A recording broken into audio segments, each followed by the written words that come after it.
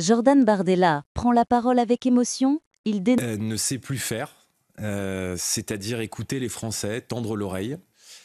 Et je me suis posé une question, au fond, qui est assez simple quand on fait de la politique, c'est qui écoute encore aujourd'hui Le moment clé, Bardella lance son « Nos compatriotes se sentent ».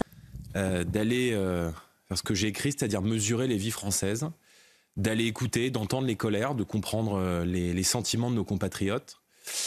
Et ce qui m'a frappé, c'est que tous les Français disent la même chose, ressentent la même chose. Voilà, nos compatriotes se sentent abandonnés, le pays est marqué par une très grande solitude de Français qui travaillent, Bardella ne mâche pas ses mots. Il attaque directement le gouvernement.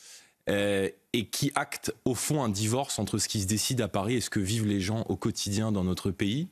Et ce qui me fascine, c'est le silence.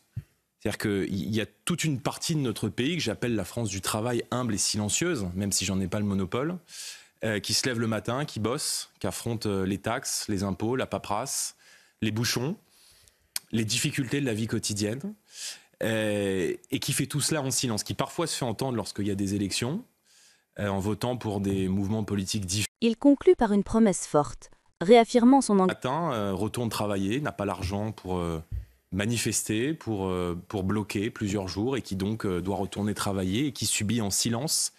Et je pense qu'en parler, c'est déjà de redonner de la dignité à cette France-là. Et donc c'est vrai que je suis allé à la rencontre de beaucoup de Français, de nos agriculteurs, de nos éleveurs, de nos enseignants, de nos soignants.